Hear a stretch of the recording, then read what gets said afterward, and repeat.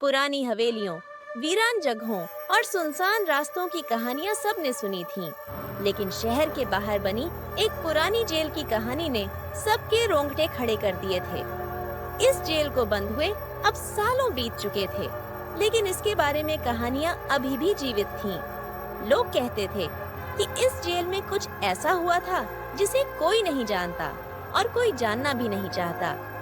राजू, जो हमेशा रोमांचक और डरावनी जगहों पर जाने का शौकीन था, इस कहानी को सुनते ही अपने दोस्तों मनीष, सोनू और रीना के साथ उस जेल की सच्चाई जानने का मन बना लिया।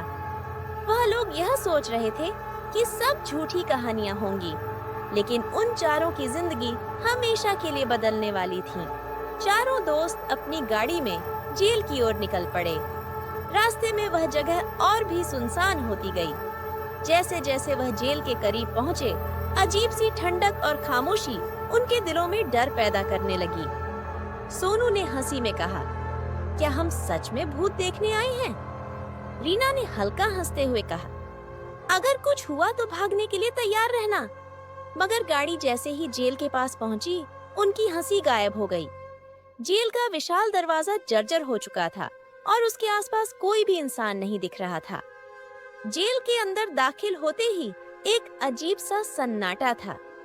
चारों ने अपने टॉर्च जलाए और दीवारों पर लगी टूटी फूटी सलाखों, पुराने ताले और सड़ चुके फर्नीचर को देखा। मनीष ने दीवार पर बने अजीब से निशान देखे, जो किसी अपराधी की पुरानी यादें या फिर किसी अनहोनी घटना की गवाही दे रहे थे। राजू ने जेल के मुख्य हॉल की तरफ इशारा किया और कहा, चलो देखते हैं कि यहाँ और क्या छिपा है। जैसे ही वह मुख्य हॉल में पहुँचे, वहाँ से एक ठंडी हवा का झोंका आया, मानो कोई अदृश्य ताकत उनके पीछे चल रही हो।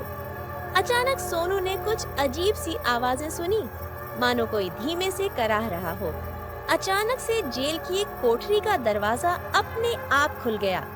चारों एक दूसरे की तरफ सहमते हुए देखने लगे। ये हवा का झोंका था या कुछ और? मनीष ने डरते हुए पूछा।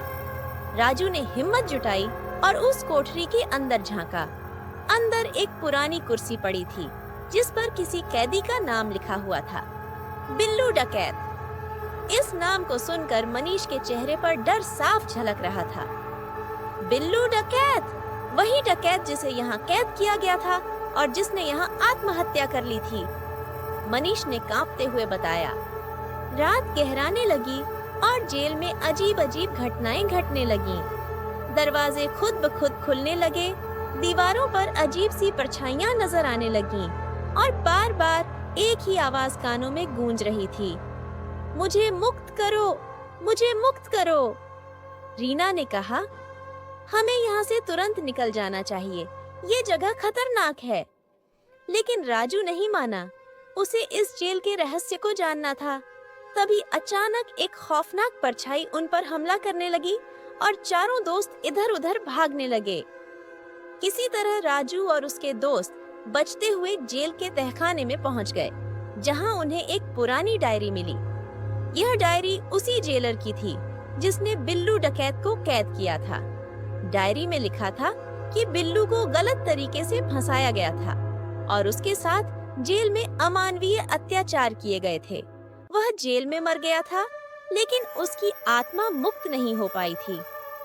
हमें उसकी आत्मा को मुक्ति दिलानी होगी, तभी हम यहाँ से बाहर जा पाएंगे, राजू ने कहा। चारों दोस्तों ने मिलकर बिल्लू की आत्मा को मुक्ति दिलाने का तरीका खोजा। उन्होंने जेल के पुराने ग्रंथों और नियमों के आधार पर एक विशेष अनुष्ठान किया।